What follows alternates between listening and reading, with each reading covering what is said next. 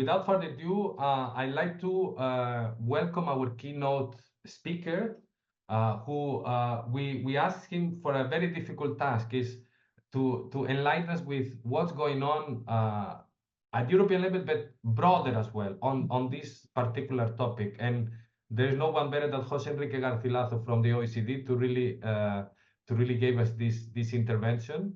So Enrique, I think you are around, so I like my colleagues to put you, spotlight you, and the floor is now yours. Thank you very much, Enrique. And in fact, this is the second event that there's different Enriques, so I'm a bit confused when people say Enrique. I think it's me, but I'm very happy to be here today. And as you said, it's not an easy task because I think the problem is quite complex, but it's by no less of urgency. And we're, first of all, I wanted to congratulate for this lab.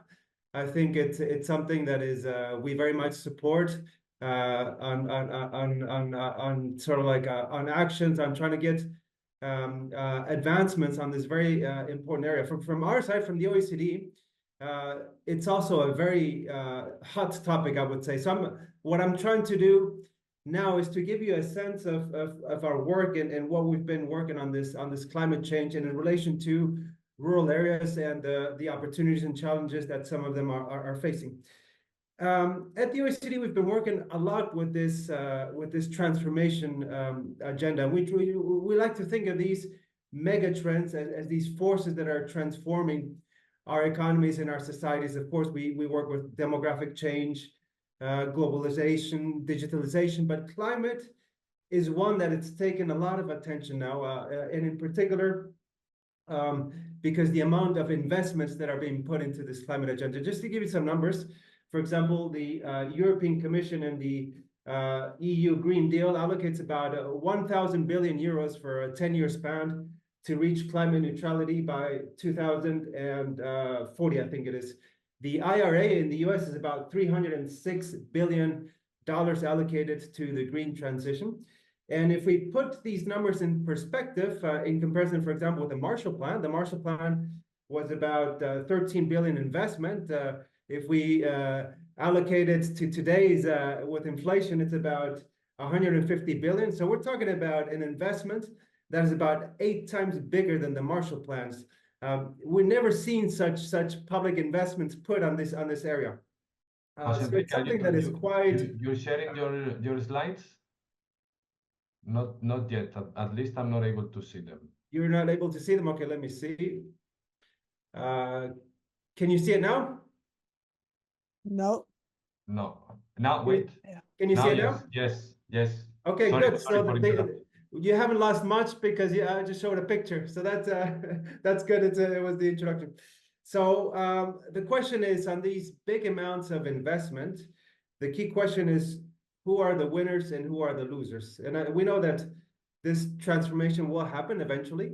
So I think that's a very relevant question, in particular for rural areas. And I'd like to start with what we call five stylized facts on rural areas that puts this discussion into context. The first one is, we're talking about 30% of the population in the OECD. So it's quite significant, where the majority of the rural have a close relationship with cities.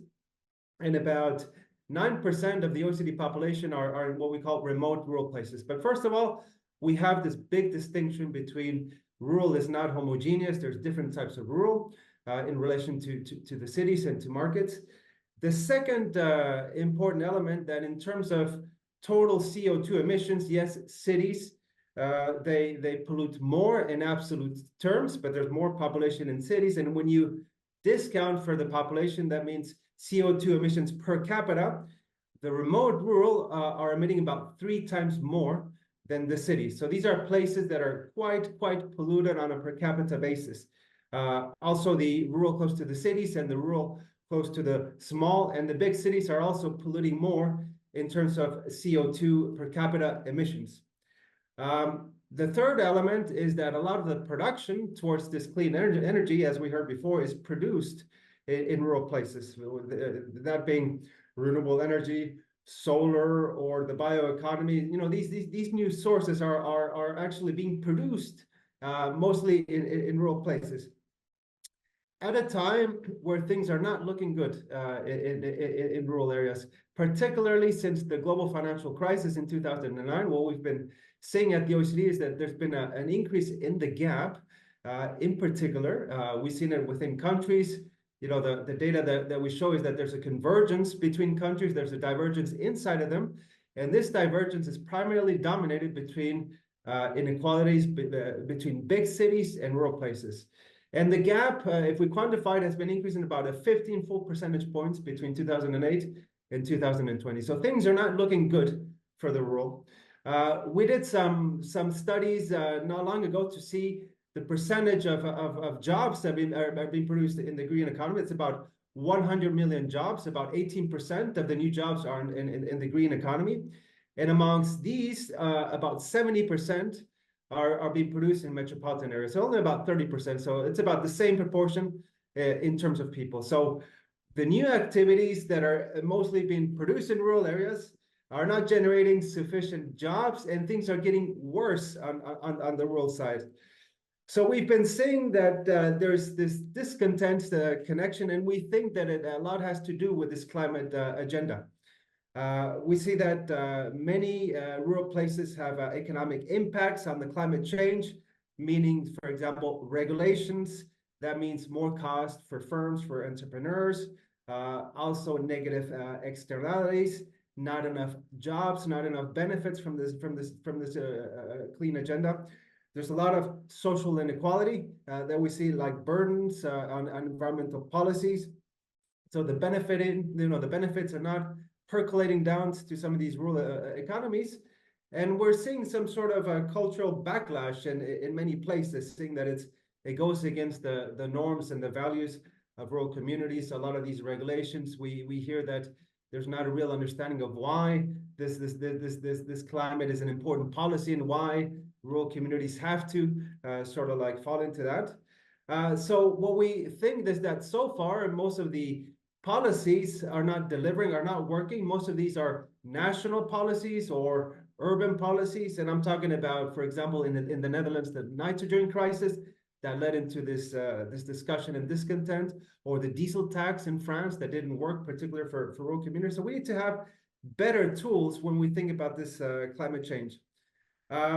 We also see a lot of negative externalities from some of these activities. For example, renewable energy, there's a lot of noise, visual impacts, land use conflict.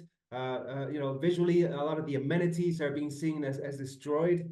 There's a lot of distrust and discontent creating on natural resources, like on mining, that is also demanding a lot of energy for the climate change agenda. Infrastructure are disrupting a lot of the local economies. And we did some studies ago that we looked at the benefits of renewable energy. And what we found is that a lot of these investments are completely disconnected from local economies. They're mainly done from top-down or sectorial ministries without having a good idea of whether these investments really integrate into the local ecosystems. So by no surprise, it's been a bit of a backlash. Some places, they call it the green lash.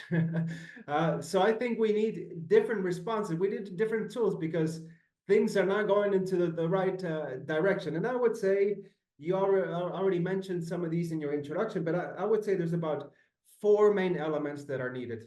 The first thing, we of course advocate for place-based policies, because we think that place is a useful way to study a system. It brings together firms and workers and assets together. So it's a good way to integrate and have a bit of an integrated approach to development. It also can deal with communities and social conflicts. So this is why we think that a place-based is something good. But for that, you need diagnosis. We need data. We need more information on the climate. The second is we need planning tools. So we need planning tools that can take us into a direction in a sort of like in a common way. Strategic planning is very important, and also having a long-term vision, because these policies take time. Continuity is very, very important. So having a plan that brings everybody into one direction over the long term is something that is very essential. The third part, we need local empowerment. We need bottom-up approaches. We need to have different type of partnerships with the community, not just have engagement once the decisions have been taken and then try to have a bottom-up and dialogue, but you're really bringing the community at the forefront when decisions are taken. And then the fourth one, I think, there's not a single bullet. We need a holistic approaches. We need a wide range of policies. And I'll talk some about them next. We also like to think of this climate change. I think the key is to think about the opportunities that are out there and how to really untap these opportunities and really try to bring some of these benefits into the rural places bigger than the cost. I mean, that's for example the only difference. And here we had a very interesting discussion in our last committee meeting at the OECD, where we compared a bit the European experience with the US, the Inflation Reduction Act. And what was discussed is in the US, the policy has been a lot on cost reduction on energy. And that has benefited many firms and entrepreneurs. Whereas here in Europe, there's been much more on regulatory elements. So thinking about the opportunities around renewable energy, the bioeconomy, mobility, also sustainable mobility, a lot of advancements that can bring better forms of mobility. Biodiversity, we heard before about protecting nature and local ecosystems. And then I think we need new partnerships, to be honest, that can really bring the communities and the private sector a bit together. When we talk about the circular economy, it's really about that, about generating good partnerships. So from the OECD, we created the Rural Agenda for Climate Action. We presented it in COP 28 in Glasgow. And we brought together about 7 governments. We had secretaries and ministers that signed to this Rural Agenda for Climate Action that is precisely around this direction. And I think what is needed is not just diagnosis or more studies. We need to share experiences. We need to focus on action, on implementation, on mobilization. I think that's the important part. So that's why I think that your event today is going into this direction. So we identified 6 areas around the Rural Agenda for Climate Action that should be pursued. And if you're more interested on this, we can show you the website. But just to finalize my presentation, I like to touch on some policy areas that I think could be effective. The first thing that I mentioned before is on data and information. We don't know how advanced different rural areas are on this climate change. We have some indicators, but we need much more better information on the climate change. Second is we need to think about incentives that can help rural entrepreneurs and businesses to realize this potential that we see. It's not just about subsidies or about aid. It's really about incentives and helping them realize this potential. So it's a lot about upskilling, about understanding what the opportunities are. Digital skills are extremely important. A lot of these new businesses are very high tech, and we need to invest in the skills on rural stakeholders. The second part is we need to think about the rural ecosystem. How can these new activities add value to the existing ecosystem? It's not just by putting a new renewable energy that things will get done. We need to think it within the rural context and how the business ecosystem is actually working. I mentioned before effective public and private partnerships with civil societies. We've seen a couple of firms, and I've put in the annex some cases of best practices that we have identified that have really good partnerships where they share a lot of the benefits from the business into the communities, and they start creating these ecosystems around the circular economy. So I think these are the types of sort of like partnerships that we should be disseminating and showing as win-win scenarios. Then we need investments. We need big investments. Still, many rural communities are remote. They have bad accessibility to markets, connectivity. We've done a lot of study on connectivity. There is accessibility to internet, but the connectivity to high-speed internet, which is the critical component, there's still a significant gap between rural and urban. We need to invest a lot on planning. I think this is a key area. It's not just planning on adaptation and mitigation. For example, how to prepare rural societies, by making them more resilient to extreme weather conditions, scenario building, foresight, planning, and also response measures. We need to better prepare communities to respond on a lot of these climatic and extreme weather events that we're seeing. And that comes with building a lot of capacity. And then services, we still need to improve services from education and health in a lot of rural communities. And I mentioned already before in terms of capacity building and partnership. So those are some of the elements I wanted to give you in terms of the areas that we think could be effective on moving the policy forward. And with that, I'll bring it back to you, and you have the links to some of the our websites that contain more information on that.